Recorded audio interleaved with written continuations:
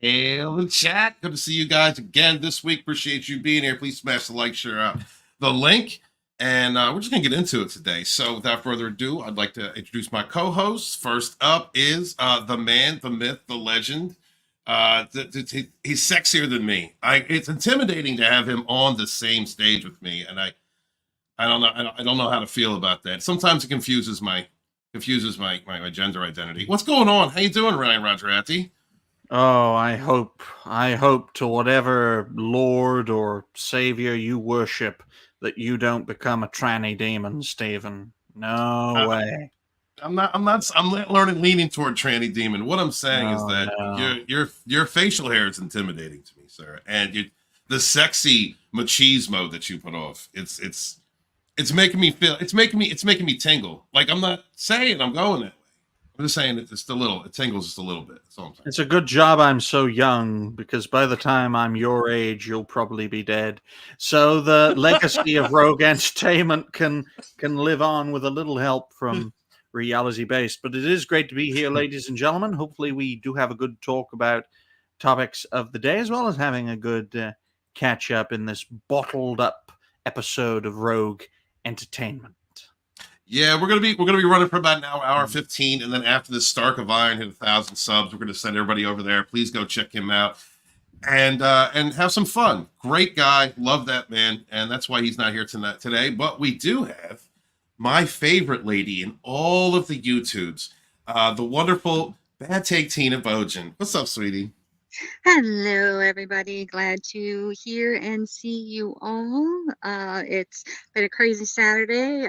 Working. I'm trying to find files for a project, and it's like untangling a spaghetti bowl. So this Oh, is a very, very happy and much needed mm. break to hang with you all. Oh, thank you, sweetie. Thank you so much. Yeah, it's been I know we haven't streamed in a couple weeks. I've been busy. I didn't realize I moved into like the more coaching aspect of what I do over on Dragonstorm, and Mhm. so I have been talking to a lot of people, networking, building that company up, and I didn't realize. Like I asked I'm friends with like Sean Howard, and she's been a coach Mhm. for a couple of years now, and Randy White does shows over on Dragonstorm on Sundays, and I said, guys, you didn't tell me it was going to be like this. It was going to be like um, I imagine, guys. I understand for the author Stephen Walton audience. You saw me go nuts for a couple of years. I'm giving advice to people. Imagine that. But it's been a lot of fun. I enjoy helping Wonders others. never cease, as they The what Mm. say. they yeah. I'm giving advice. I You're you're me. you're very lucky, Stephen, because I was very tempted to start a show called Reality Based Rogue Entertainment. I was thinking, oh, here he goes again. He's going through another crisis because I don't really dip in too much to Ladonis Dragonstorm, mainly because of Mhm. my own busy schedule. That and the fact that considering how based I can get, I'd probably terrify Stephen's audience. But I was really thinking about reality based rogue entertainment. Yeah, I can turn that into a show. But the problem was my schedule is so packed, especially on Saturdays, so I can't really do a show on Saturdays. But you better be careful, Stephen.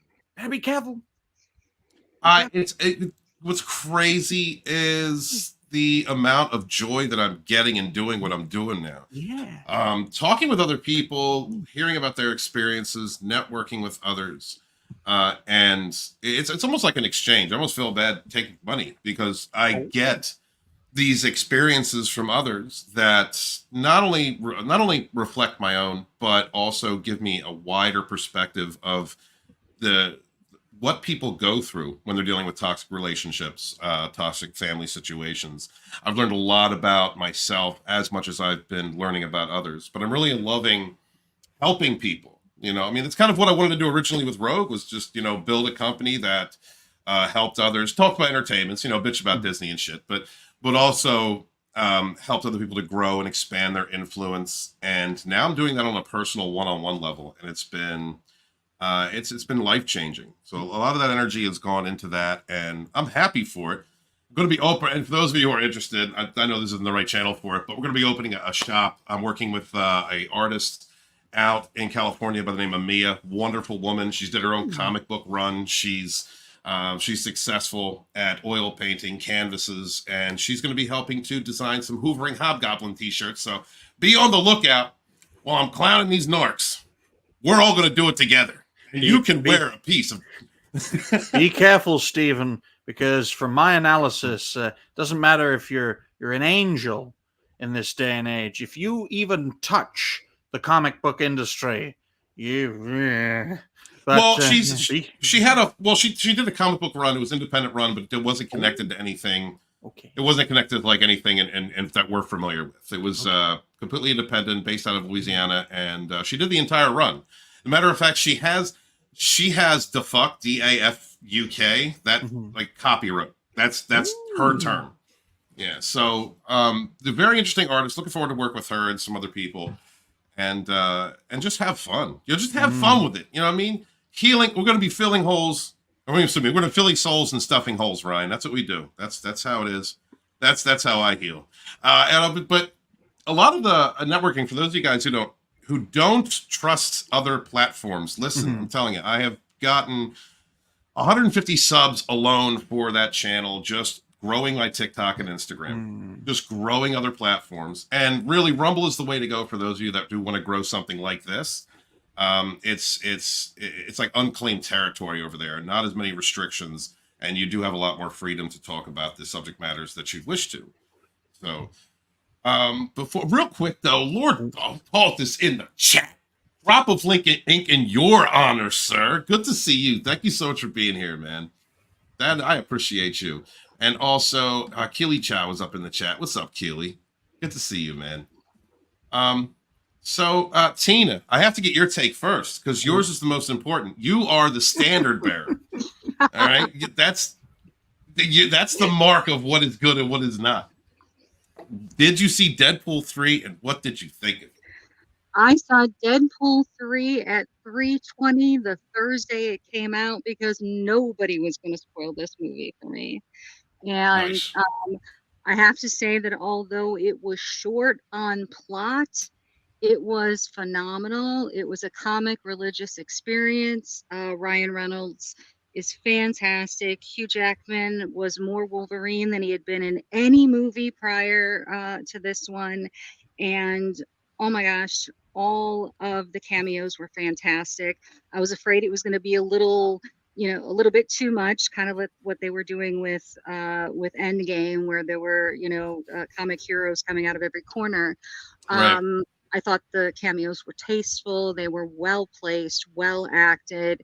And Channing Tatum, oh my gosh, I've loved the man from afar for years, and him playing Gambit it's a godsend. So I have to say that it was getting close to a perfect movie for me. Nice. Very dangerous. The most dangerous type of Creolan is a white one. Very dangerous. Ryan, did you see Deadpool 3? Yes. Its official name is Deadpool and Wolverine, and I thought that was a great decision to call it that because you've got two stalwart characters in regards to Marvel, and I think Deadpool and Wolverine was a great way of ending the Marvel Fox collaboration because they had bought the franchise, several franchises from Fox, and of course Disney bought Fox and got shafted financially for it, but they still bought it, and I thought it was a great homage to that era when, well, let's face it, they weren't the best made films for that time, but by today's standards, they're all solid home runs, and I think personally, Deadpool and Wolverine is this year's version of Spider-Man No Way Home, a great success that will hopefully mark a course correction, but probably won't. Very well put. Very well put. I am looking for the picture. I didn't even think about it till just now, but I wanted to, I can't find it, but I wanted to ask you guys, what did you think? What did you think of, people for years have been saying Hugh Jackman's too tall. We need a Wolverine that's more representative of the comic. And then they give us one scene where he's actual Wolverine size. When he jumped down off that bar stool Loved it. I was like, yeah, this is why we didn't get that. This is why. He was as small as Shellback. That was absolutely beautiful. And it's really funny because there's a lot of people running around going, Henry Cavill can't take over Wolverine. He's too tall. He's too bulky. I'm like, wait a minute. Hugh Jackman has been nailing it for 2.5 decades, and Henry Cavill is 1 inch shorter. So if Hugh Jackman could be Wolverine, Henry Cavill could be Wolverine if we ever needed him in the Oh, dude, and that scene with Henry Cavill, yeah, that was good. I liked it. It's very strange. It is very strange, though, folks, that the best Disney Marvel films since Endgame have been films with little to no control under Disney Marvel. I mean, Spider-Man No Way Home, great example. Mostly a Sony project with Disney Marvel taking the credit.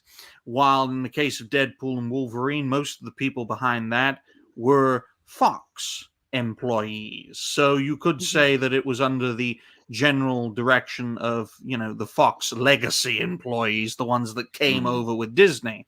So that with these two films, completed, very successful. Of course, Disney Marvel will learn the wrong lessons with both films and create yet more slop, because every project they are involved in within the franchises they control are full of wank. And why? Incredibly true. Yeah, incredibly true. Absolutely, Ryan. Why do you think that? Why have it seems you've lost hope in Disney as a filmmaker? Like, express yourself, please. Disney are the devil of gaming. Not just gaming, but film.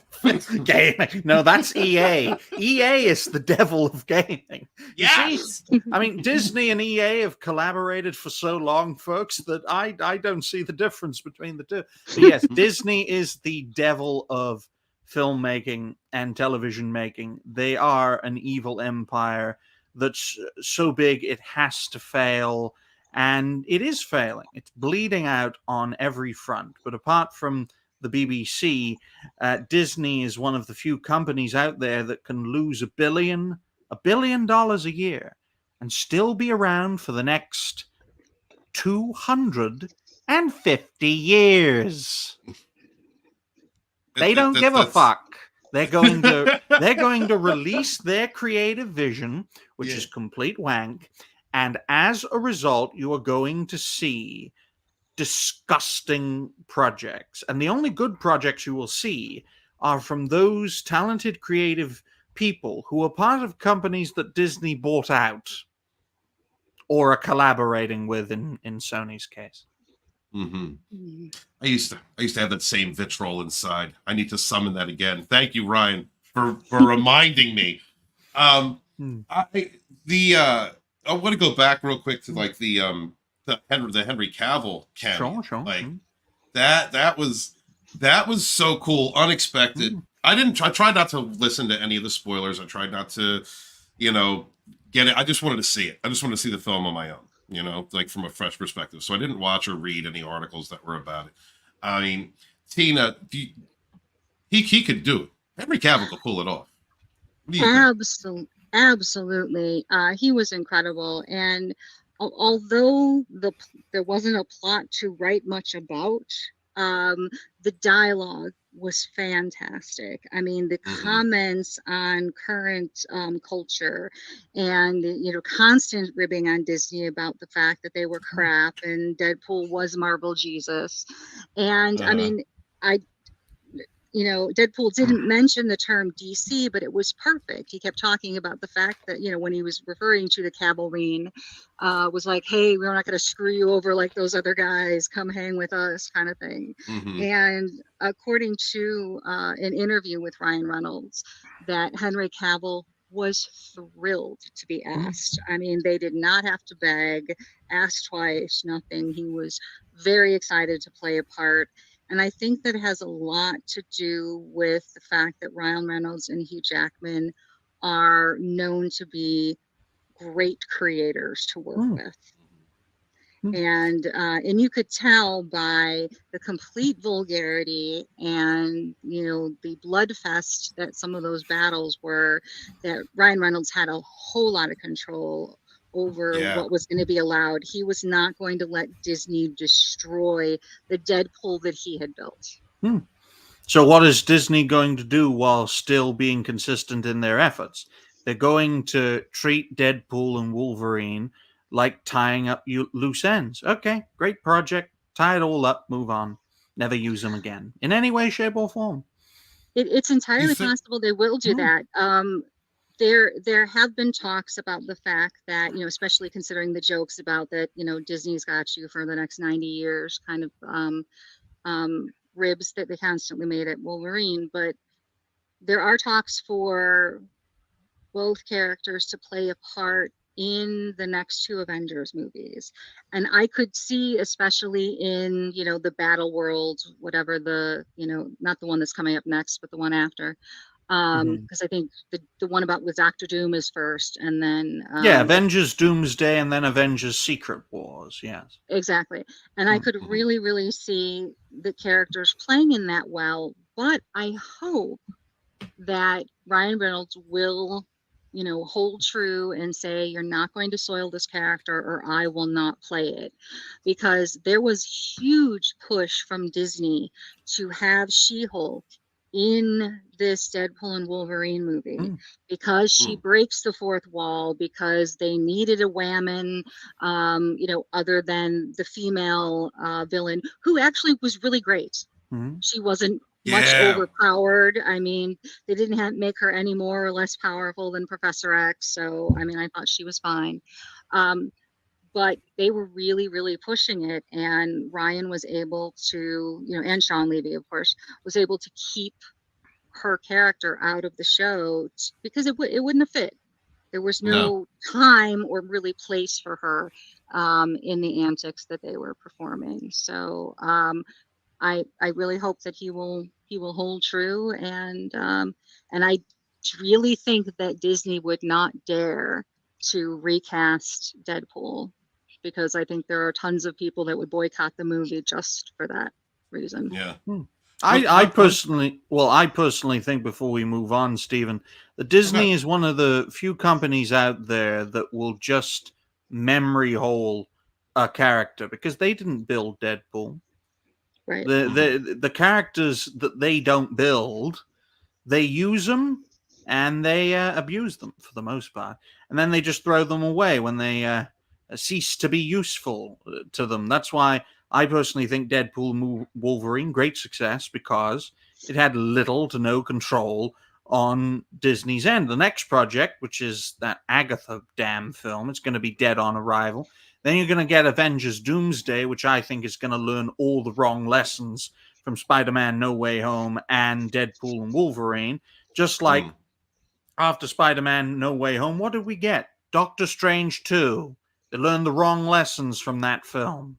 And it was the beginning of a great disaster that ultimately led to the Marvels, which was the greatest disaster Disney Marvel has ever seen or faced, from my perspective. And I think history will repeat itself, because it's Disney. They don't give a fuck. In a sense, they're anti-reality based. Can I just say that I liked Doctor Strange too? I just wanted to say that I enjoyed that film. There were parts of that movie that were done well. The horror aspects that were directed by a horror director were fantastic. The fact that, unfortunately, Doctor Strange played third role in a movie with his name, but two other women played very strong parts in the movie. That was very difficult, and obviously not a wise decision. So. That was the downfall. Yeah. Well, CJH makes a very good point in regards to the film ruining Human Torch, because let's face it, folks, Chris Evans played the Human Torch under Fox Marvel, and he also played Captain America in Marvel, as well as DC, not DC, might as well be at this fucking point, Disney Marvel, and it's a great example. If you were not made by them, You're used, you're abused, and then you're tossed away like fucking trash. And the same will apply to Deadpool, because they didn't make it either they didn't make it themselves or they didn't make it famous. So, I mean, okay, I was watching the Dick's Division, Comics Division, a few weeks ago before the movie came out, and they were taking guesses on how much the movie was going to make. I think I said 850 million worldwide. That's what I said. And currently, it's sitting at 940. Yeah. I had 1.2 million. So I've got my fingers billion. crossed. Oh, sorry. Thank you. Billion. Thank you. I had 1.2 billion.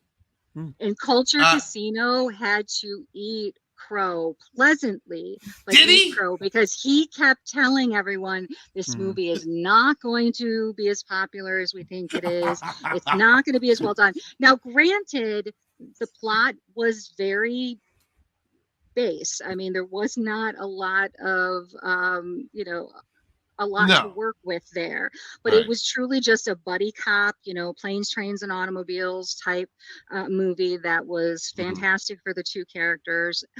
But this was the type of movie that, because everything was so fast paced, faster even than the Gambit could speak, that people went to go see the movie more than once, which is such a rarity in modern times. I mean, it's the first movie I went to see twice at the theater in well over a decade. And it's the most popular and the most financially successful R-rated movie of all time, because in a sense, Deadpool and Wolverine is lightning in a bottle. The standards of action adventure filming is through the floor, especially given recent projects, not just by Disney Marvel, but by other companies as well. So it was lightning in a bottle. In a sense, 10 years ago, it'd be an 8 out of 10 film. It is, in a sense, a Deadpool film. Just like Deadpool 2 and the original Deadpool in 2016. Of course, Deadpool 2 in 2018. Couldn't really release it quickly after because of the Fox-Disney deal. So the standard of making a Deadpool movie has stayed the same, but the standards for filming, especially films like these with, superhero films, for lack of a better term, that standard has gone through the floor. No wonder this film has done incredibly well. And if they ever do make another one, because you never know in this day and age, I am sure that would do well as well. Brian, you bring up a really good point. I'm so sorry, Stephen, just one second, real quick. You bring up a really great point. I completely forgot about Deadpool 2. So 2018 was the last time I saw a movie in the theater twice, because we went to the PG release of Deadpool 2 just to support it. Just to say, hey, that's awesome. I want to see what happens. And Disney Plus, I don't think even existed at that point. So it wasn't, better it wasn't times. Like, just wait for it. Exactly. Better times. But yeah, so 2018 was the time before 2024 that I. You also think about the economic situation too. I mean, people going back and seeing this film again. It costs a lot of money nowadays to go see a film once. And CJ makes another great point in the fact that Deadpool and Wolverine, likewise with Deadpool as a franchise, a movie franchise, just like as a comic book franchise, it is unafraid to speak its mind and to laugh at people at the expense of others, which is an extremely rare thing to have. And it's almost impossible by the standards of Disney in 2024, which is why I personally believe that Deadpool certainly, maybe not Wolverine, maybe Wolverine will get recast, but certainly Deadpool as a character is going to get memory hold, because you can't square that circle. The MCU or the MCU or whatever you want to call Phase 4, Phase 5, and Phase 6 of the MCU, that's a circle, and Deadpool is a square. How are they going to fit it? It's kind of hard to do that anyway, right? Unless it's in a Deadpool universe, because he breaks the fourth wall. The character itself is so unique and different that imagine putting him into an Avengers film. He'd be the bad guy. How would you do it? How would you face? Isn't Deadpool in the comics at best an anti-hero, or at worst Absolutely. a cancer that just won't fucking die? Yes, who's sleeping with everything. Yes. Absolutely. Like, I could see a Deadpool and Spider-Man movie with Tom Holland. Like, if Tom Holland wants to retire, if he's done playing the character, and we've all heard that Disney wants to focus on Miles Morales going forward, that I could see the swan song for Tom Holland to be in a Deadpool movie, and I think that would be really, really funny. They might have to make the character PG in order to get the Spider-Man audience, the younger kids, to come see it. But I tell you, when I went the first time, it was obviously summer, early in the evening, actually in the afternoon. And there were 7, 8, 9-year-old kids with their parents at this R-rated movie. And what is the rating system for the US? Because you've got U for everyone. Of course, you got PG, then you got PG-13. Everything above that, I think, is kind of different between the UK and the US. So what's above PG-13, say? R is above PG-13, and that means that it's recommended for 18 and above. Okay. But it's NC-17. Right. NC-17 is the one that says, okay, since we believe your parent was not responsible enough to prevent you from coming to this R-rated movie, we're going to rate it NC-17, so they will not allow someone under 18 to see it. Yeah. Is there like a rating above that even? That would be X. Okay. Because in the UK we've got we got U for everyone, then we've got PG, then we've got 12, then we've got 15 because ages, then we've got 15, then after that we've got 18. Yes, so we have a different rating system. At least last time I checked. In fact, you can see a few of them if you big me up, Steve, and I'll raise my lighting as well for this. If you big me up, you can actually see a few examples of the ratings. You've got PG, which is a triangle. See if I can get this closer. Here you go. Avoid my hairline. So you've got Half Past Dead. That's a 15. Then you've got I can't do it like that. Then you've got 18. You've got 15. You've got PG. You've got a 12. You've got a 12 there. So there are different ratings. That's why I asked the question, because I don't know if Deadpool and Wolverine is a 15 or an 18. If it's rated R, it's certainly not going to be a fucking 12. Right. To give you an example, the prequels, the Star Wars prequels, the Phantom Menace, I think, was a U, I think. Attack of the Clones was PG, I think, and Revenge of the Sith, this I definitely know, was 12. So there's an example for you. So Deadpool and Wolverine's probably a 15 off the top of my head. I would think that equates to an R rating here. Yeah. Okay. Yeah, I think so. But it's because of the banter, the language, the subject matter, and a lot of it. And also consider in the UK you can be a parent at 16, so there you go. Well, there is that. Well, legally a parent. Well, they have that in a few places here too. Oh, yeah, exactly. I think you can. Isn't one of the states? It's 13 or 14 is the youngest age you can marry with parental consent. Mm-hmm. I can't remember if that's like Virginia or there's what a state West for Virginia to be in it. Yeah, Virginia, a state literally West Virginia. Forgive me, forgive me for misspeaking. Okay, West Virginia.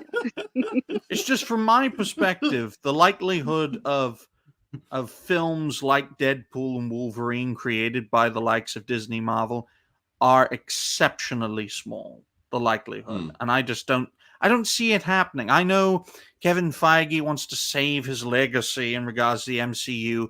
That's why Robert Downey Jr. is now Doctor Doom for some reason. Oh, God. That's why the whole concept of the Kang Dynasty is gone, and that's why Ant-Man Quantumania don't mean jack shit anymore.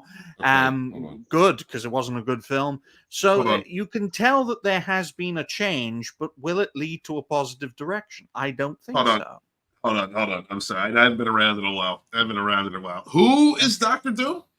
Robert Arnold? Downey Jr. What, really? Yeah. This is a thing, Tina. They did a Yep. big public announcement. Yeah. Yep. At San Diego Comic-Con. They I announced I that guess event. it has been that long since we've had a good talk. My goodness. Yeah. Oh yeah. They announced that instead of the next Avengers thing being Kang Dynasty, it's now Doomsday as one word. And on stage they had a bunch of people dressed up kind of like Doctor Doom. They had a metallic looking mask on, and they were wearing green hood. They were wearing green suits and a cape, and there were a bunch of them all over the stage. And then they had it kind of part in the middle, like the Red Sea, and out comes one individual, and he Oh my whips God. off his mask, and damn straight it was RDJ is going to be Doctor Doom. Oh my God. Okay. How are they going to work this into the MCU? I've said this before and I'll say it again.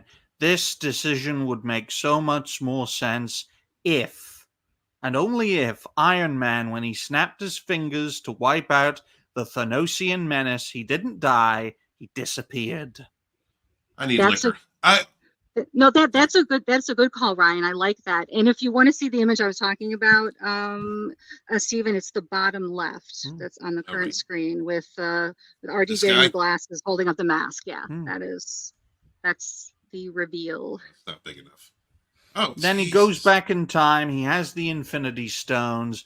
They drive him mental. He becomes Doctor Doom. He tries his best with the technology of the time to weaponize the stones, and he's sort of effective, and that's how he gets Doctor Doom's powers. And to ensure the continuity of the timeline, the Fantastic Four have to do him in. And they do, which ensures that the continuity of the fucking franchise stays the same. But considering we're in a multiverse arc, there is no fucking continuity anymore. Disney Marvel can do what the fuck they like, and a great example of it succeeding is Deadpool and Wolverine. A great example of it failing will be everything else that comes after it. Now, Fantastic Four should come out before Avengers Doomsday. So do we think that means that Doctor Doom will not be in Fantastic Four? Because I believe the Fantastic Four is supposed to be like set in a 1960s, 1950s era. The good old days. Good. And which I think is perfect. So if that's Doctor Doom, then that would be as if Tony Stark, whatever universe they're going to come in and then enter the 616, that means that maybe in this world he's not Tony Stark, maybe he's Howard Stark, who went really crazy with his weapons development and became a bad guy. And that, are they going to change the Doctor Doom isn't, and forgive me guys, my comic lore is bad. He's not the original character that went to school with Reed Richards, but he's actually Howard Stark instead. Well, we are aware, folks, that by the end of the Avengers Secret Wars, there won't be a Universe 616 anymore. It will be Disney's last hurrah to the whole concept of multiverses, which I think is a great way of ending the multiverse arc with literally a series of secret wars bottled into a film. But the problem is, in order to end the multiverse arc, which I was completely against in the first place, you have to destroy the entire fucking universe that built your franchise. How can you move on from that? Yeah. You can't. That's where it has to end. But as we know, Disney don't know when to fucking stop. So do you think that they might start again, not necessarily as in go and recast Hulk and Iron Man and Captain America, but do you think that maybe start again with Miles Morales and a bunch of other characters, and then maybe eventually bring back the ones that made the MCU? Well, I'm of the view that the multiverse saga needs to end. And in fact, I'm of the view that after Endgame, they should have stopped it. But we are where we are now. The Multiverse Saga ends with Secret Wars. How it ends, I don't know. The destruction of the fucking universe, probably. And then after that, personally, I don't see where you can go from there. But I see it as a chance for Disney Marvel to wipe the slate clean, and then they can start again with entirely their own projects in mind. All of them will bomb. All of them will bomb. All of them will bomb. See, I'm malfunctioning just thinking about it, because everything Disney has produced has bombed in recent years that hasn't come from something else propping it up. Captain Marvel, great example, propped up between two of the most successful films of Phase 4.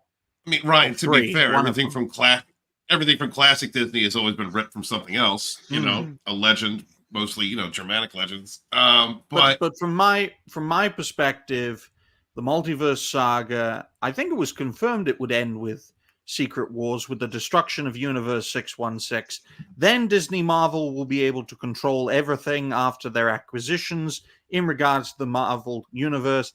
Then they can build their own fucking story, say, fuck you, comics, fuck you, legends, like they did with Star Wars, create their own sequel trilogy version of the MCU, and completely shit all over the franchise, just like they've done with Star Wars.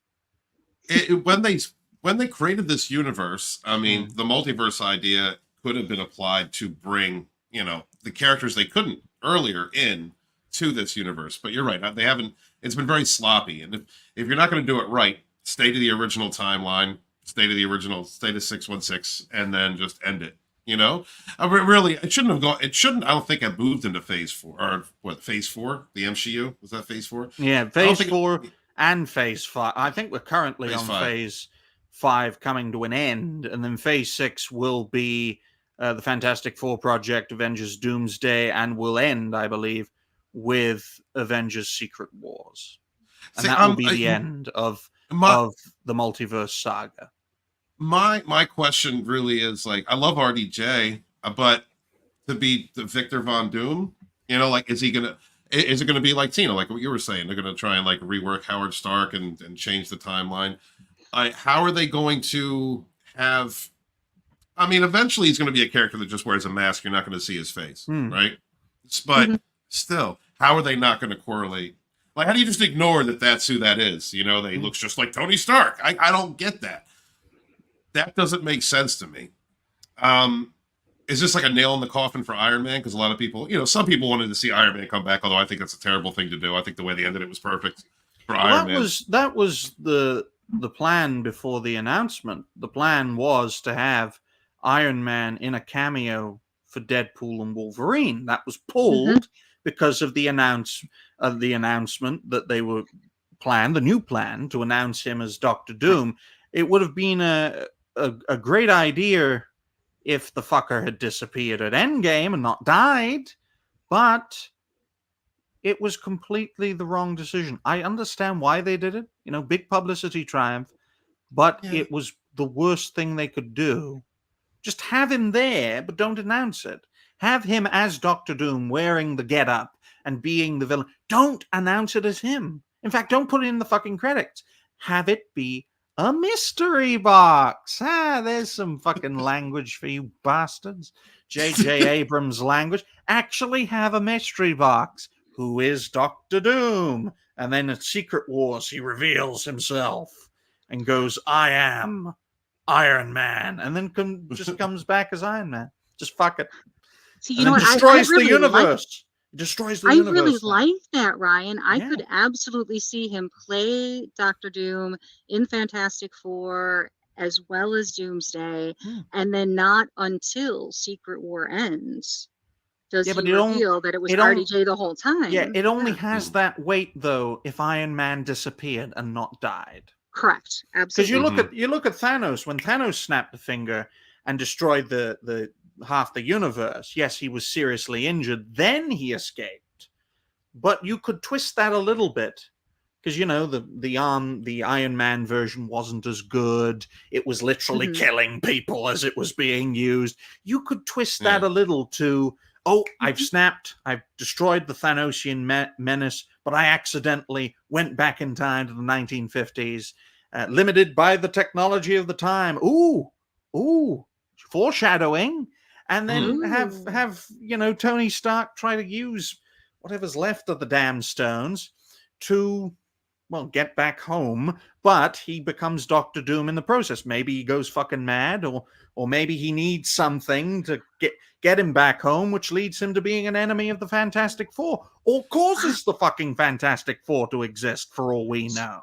See, you're a genius, Ryan, because you would assume that he would have to take on the persona of somebody else, and in this example, Victor Von Doom, to not be confused with the fact that he's there at the same time his father, Howard, is inventing things. So there can't be a Howard Stark and a Tony Stark. Right. So he could absolutely assume another identity. And he creates the situation that causes the Fantastic Four. And the guy who's supposed to be Doctor Doom, instead of him becoming that character, he just dies. Just fuck it. Because plenty of worse examples of Disney Marvel just saying, fuck it, he's dead, or fuck it, she's gone. Well, Ryan, do you realize you've just come up with an entire a multi-billion-dollar idea that would save whatever's fucking... Yes. I've literally come up with... I've literally saved the Titanic. But if only he disappeared. That's all I'm saying. Instead of die. Let's say die and then disappear. Well, let's say it's something like this comment. I'm so sorry. I have to highlight this comment. Awesome one. I love you. That is fantastic. Yes, awesome one. That's right. Let's say that something like that takes place, which is a great idea. That's a great idea, Ryan. What would you say to people who have an issue with keeping continuity from the comics into the movies? We don't have continuity fucking now. We have to make the best out of a bad situation. And what I was talking about, right? I bared no consideration to the comics. Usually that's a big fucking no-no. But I do that because I've never read them. I only know the continuity of these characters from the films that came before, right? That's my objective, to salvage the MCU, to salvage the MCU. Great way to salvage the MCU, another idea. Instead of Deadpool killing Captain Marvel, how about Doctor fucking Doom? How about Tony Stark disappears, goes back to the past, takes on the Fantastic Four, accidentally causes their creation, gets beaten by them, gets cryogenically frozen, comes back into the present, a facility goes awry, for Secret Wars, and he just fucking kills the New Avengers. Because he knows in order to save creation, he has to destroy the universe, which ends the multiverse saga. Because if a universe is destroyed, that's causing multiverse theory to happen. If that's destroyed, then there's no more multiverse, which ends the multiverse saga. So Tony Stark has saved the multiverse by saving creation by destroying the universe that's causing the multiverses. Great way to end the multiverse saga. The bad guy is actually the good guy, but throughout the Doomsday and Secret Wars, he's seen as the bad guy, but he wins, and he's doing it because he's the good guy. I think that would be absolutely brilliant, but the one thing that would have to happen that I don't think Disney is capable of is then sticking to the comic lore going forward with whatever comes after Secret Wars. Because Lord Thoth brought up earlier in the stream that for him, Deadpool was I think it was 5.5 or 6.5 out of 10 because of the fact that he is very true to the comics, and it did not follow that. Yes, I'm aware of that, and I know that those stories hold great weight, and they are the foundation for which these film franchises are built upon. Though we have to understand Disney's record in regards to acquisitions. What's the first thing they did when they bought Star Wars? They chucked away the fucking lore. Yeah, I'm amazed they didn't do the same with Marvel. Maybe they just didn't give a fucking damn. Not only You do they have throw it away, It's like he shames people for loving it. That's the one. But it's like politics. It's the art of the possible. What's done is done. The damage is done. I can only focus on the here and now to try and salvage the fucking Titanic of filmmaking at this point. Yes, a few changes. Maybe resurrect the fucker. And that's how he goes evil from our perspective. I don't know. Does Doctor Doom have a weapon that resurrects people? I don't know. But we've got to work with what we've got, folks. I like the fact that they're going to be taking this back to the 50s, back to like that time, that era. I want to see a scene where a black guy gets hosed. Well, Johnny Storm's not going to be black in this one, and if he is, that may happen. It's just from my perspective, ladies and gentlemen, this story has to end, and it'll probably end in the worst way possible. The TV shows were not necessary. None of the TV shows were necessary. Just like Star Wars, none of the TV shows are necessary because it's not a medium that suits well for television. I liked Loki. We both loved Loki, but I like the idea of what they did. I love Africans getting diarrhea, Stephen. Doesn't mean it's good. but seriously though, I liked the special feature idea, that what they did with Werewolf by Night. You get 90 minutes to give the origin story of a character we may see in Secret Wars in 5 or 6 years. I could see Disney doing that instead of, oh my gosh, I mean, I will watch Agnes because Agnes all along, or whatever the new title Dead on Arrival project that will make the Marvels look like a triumph. Yes, but I do like the characters who some of the actors that are in it, so I'll watch it for that. But I'm not looking forward to Ironheart. Oh my gosh, that is just going to be disastrous. It's like second season Batwoman meets Iron Man. There you go. Lying, thieving minority who becomes a superhero off the backs of others. So true. That is a great point. Great point. Blizzard says multiverse. We can't create our own universe. I mean, that's for you, Ryan. Well, I am of the view that the idea of a multiverse within storytelling completely invalidates the concept of storytelling because nothing has consequence. And the only reason you have a multiverse is to salvage a situation and then start afresh. That's the only reason. Star Wars needs a multiverse right now. The Force needs to break down because of a Yuzong Vong invasion. All the factions we know, love/hate, join together to stop the Yuzong Vong, save the Force, save creation, reset the fucking universe. Battle droids, clones, rebels, stormtroopers, resistance fighters, and First Order fuckers going at the Yuzong Vong who just won't fucking quit. You got Star Destroyers and Venators and rebel ships and the armies of the Confederacy, as well as First Order Super Star Destroyer versions going at Yuzong Vong warships. You can salvage that. You can make a trilogy out of that. And maybe it's animated because some of the characters are not alive anymore, like Count Dooku. Christopher Lee ain't alive anymore to play that role, sorry. So it could be more animated.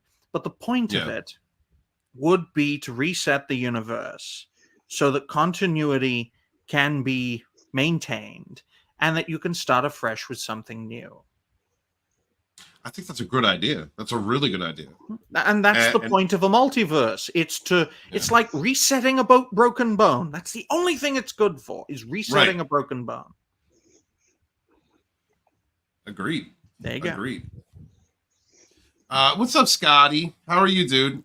Killing it over there on your channel. Sorry I haven't had time to stop by and watch your reviews of House of the Dragon. But, Tina, you do that show with them, don't you?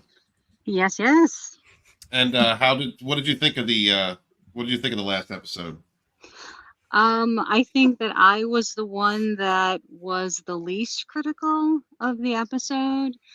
Yeah. And because of course what happens when I finish watching a season, or in some many cases just an episode, I automatically kind of retcon in my brain going, okay, so if they would have taken these 8 episodes and have one episode just on Damon and having him at Harrenhal and doing this, and if they did this with that character and that with that character, then I feel okay with the ending, because I've just talked myself into believing that it was okay.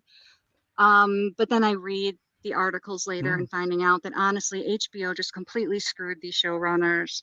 They said, we're sorry, your budget is being cut. You can't have all the battles and the dragons that you want.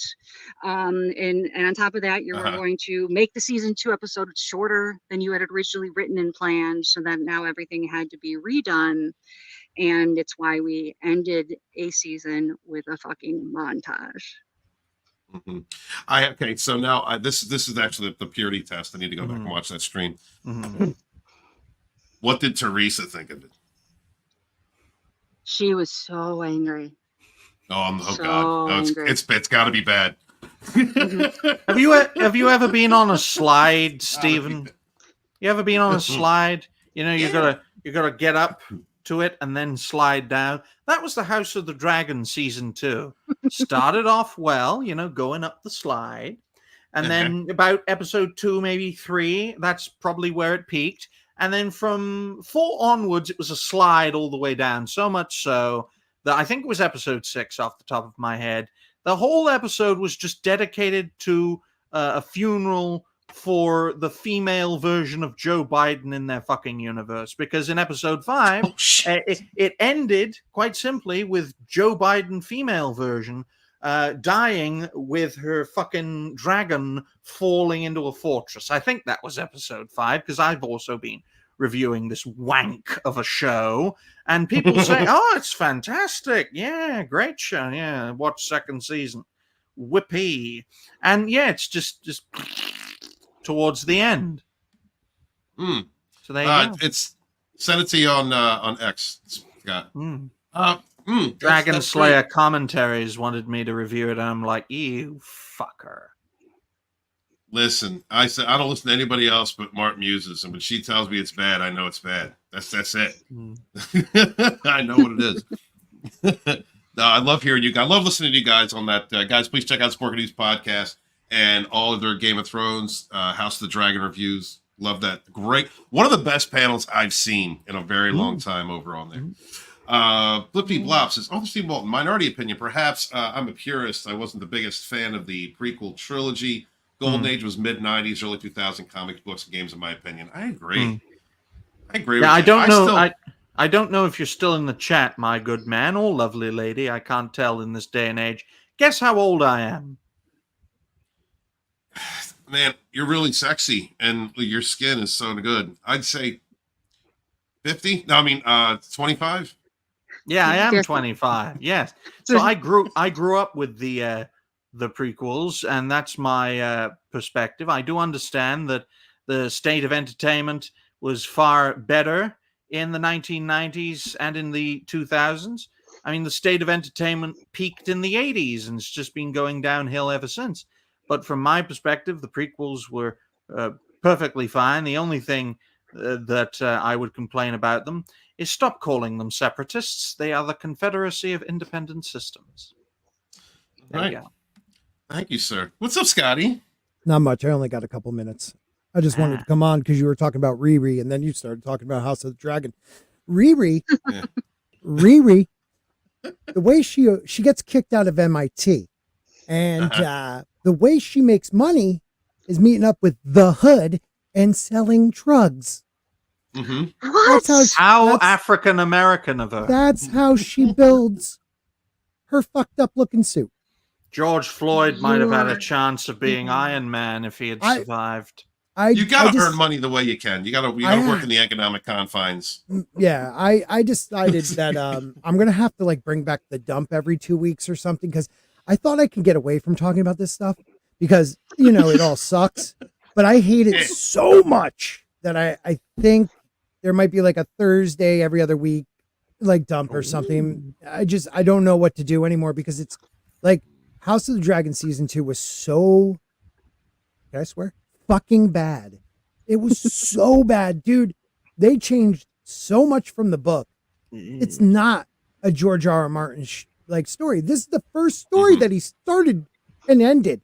Like they actually. Oh, he finished it. Wow. Well, this story, The Dance of the Dragons, yes, there's an ending. Oh yeah, there's definitely an ending. They decided to do things like one of the most vicious scenes he has in any, and we're talking George R. R. Martin, one of the most vicious scenes is Blood and Cheese. And they turned it into the dumbest scene where after the child was murdered, no one talked about him again, except for going, you know what, my son's dead, but it's all right. And it was done. No consequences, no nothing. Yeah. So when they kill this child, he has a younger brother. And when they tell the mother to choose in the book, Right. and she chooses the younger brother, and they walk up to the younger brother and go, see there, kid? Mommy wants you dead. And they kill the heir. Okay? Fucked up scene. In the show, there is no younger brother. So what they do is she points at the heir and they kill him. She gives up her own son that is the heir because she was hoping that the younger one wouldn't remember that he was too young. Like he wouldn't know what's going on, and maybe it was Sophie's choice. It was Sophie's choice, definitely. This time she just called out her kid. Yeah, that's the one. That's the one. And the guy's like, she won't tell us the truth. The other one's like, no, I'm a bloody loser in poker, but I believe she's telling me the truth. It's fucking terrible. So that changes the whole story going further because the king, Aegon, and his brother, Aemon, used to they looked out for each other. But now that there's no heir, because they only had one son, Aegon only had one son, his brother now wants him dead. Like, it's a completely different story altogether. And also the women can't be looked on to be bad. They have to it's always like oh shucks, somebody else did it. Now I have to deal with the issues. You know, everybody looks weak. They cucked Matt Smith. Matt Smith's season was wasted. It literally was him you might have liked it. You might have liked it up until the very end because you're into it's like a therapy thing. He's going through all this shit, how bad I am. I mean, I'm like three episodes behind. Therapy. Oh yeah, wait till it ends. That's as far as I got. When he was, that's where I stopped at. It literally ends with him, for some reason, a Targaryen touching a weirwood tree and having a vision. Not even Starks can do that. Only Greenseers like Bran. But Ned Stark can't touch a fucking tree and have a vision.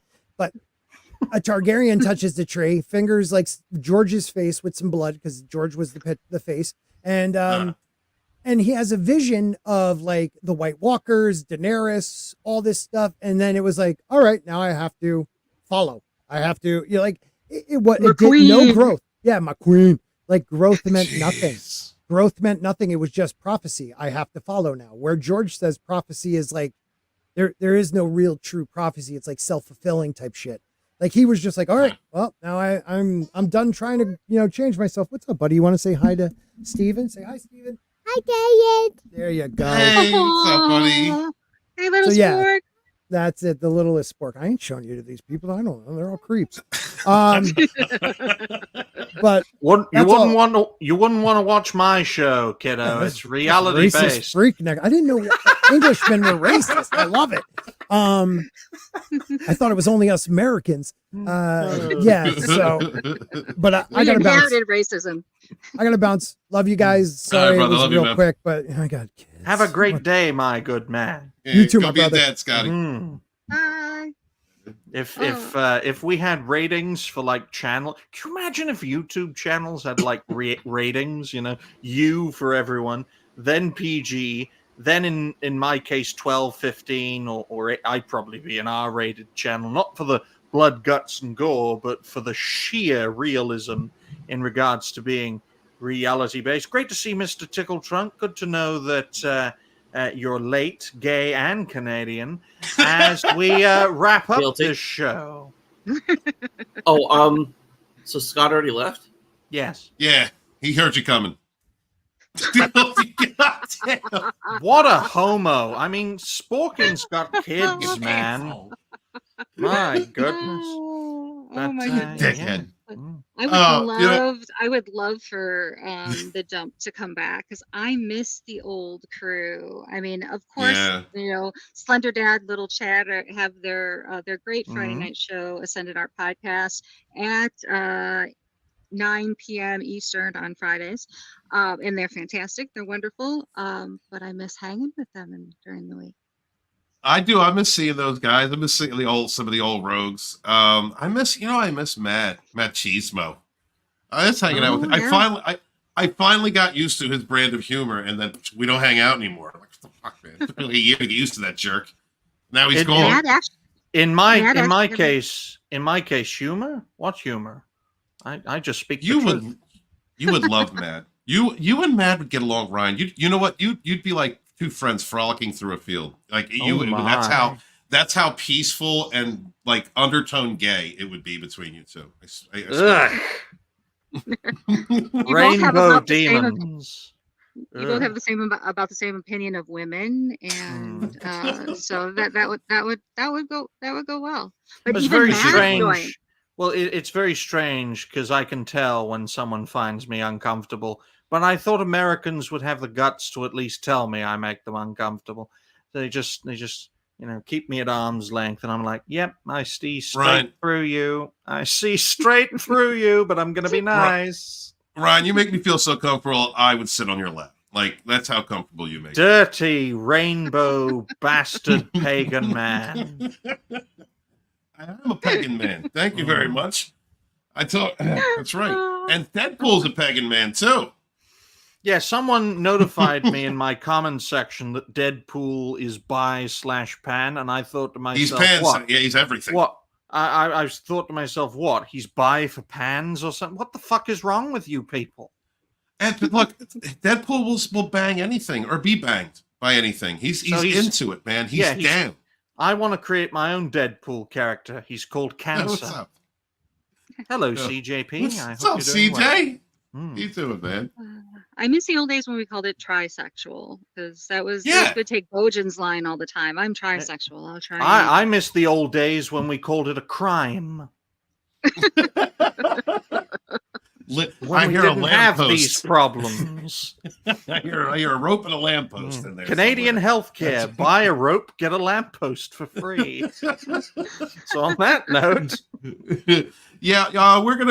we're gonna tell you guys to go over to Stark of Iron because he's having his 1,000 subscriber celebration. Please go and celebrate that. If a mod could throw a link for his channel or that show in the chat, I'd appreciate it. And we're gonna go around the horn. Thank you guys for showing up. We will be back next week. I will put an actual show together that has more than just Scott showing up to reinvigorate everybody. But before we head out, Tina, do you have any streams you're doing or anything you got coming up? Well, speaking of Sporking coming to visit us on Monday night, sometime around 7:30 Central, 7:30 Eastern, we will be doing kind of a little recap of House of the Dragon Season 2. And the best part will be likely some great trivia. Mr. Grant Gregory does a fantastic job of coming up with awesome questions and quizzing us on all the glory that we witnessed for season 2. So do come join us on Sporking News Podcast Monday nights, right around 7:30 Eastern. Awesome. Thank you, sweetheart. And Ryan, tell everybody you're going to be a hit now because you love telling everybody that. yes, in just over 45 minutes time, I will be on Saturday Night Hypnosis over at Hypnotic's channel. A special guest will be Yellow Flash. He will be on only for an hour because he has to prepare his own Flashcast show. Hopefully the intro will not be 10 minutes long, and hopefully it won't take 20 minutes for all the regulars to have their intros as well, because we want to have a good talk with Yellow Flash. As for me, expect plenty more videos as we continue to penetrate the month of August. Expect me on Will of the Fans' Who TF Live at 2 p.m. UK, which is 9 a.m. Eastern tomorrow. And also expect Reality-Based Extreme, which will be tomorrow at 9 p.m. We'll be having plenty of guests on in a panel show. So, yeah, keep on going, keep on growing, and you may go far as a rising star. Wakanda forever, under my rule. And I would just like to say that I'm looking forward to seeing Ryan Rodrathi penetrate his guests in August. And Dirty into the rainbow future. bastard. Into the future. So, much love to you guys. Thank you so much. Please remember to support your independent creators out there. Sharing out links to their shows, leaving a comment after their live streams or on their videos really means a lot. So please remember to support those who are out there doing content like this, having fun doing live streams, and especially if they're independent creators, books, comics, whatever it is they're doing. Support them. We don't have an industry support us. We only have each other, and we rise together. I will be on Dragonstorm tomorrow. Oh, Jesus Christ, this fucker. What do you want? I just want to know when the next time Scott's going to be on. I have no idea. He just popped in. He doesn't talk to me. He doesn't like me. He just acts like that. Thanks for knowing. What a faggot. And fuck Mr. Tickle Truck. All right. And I mean that indirectly. All right. Not even a finger. Not even a funny finger up his ass. Thank you guys so much for being here. Make sure to I am author Stephen Walton, the Fandom Menace historian.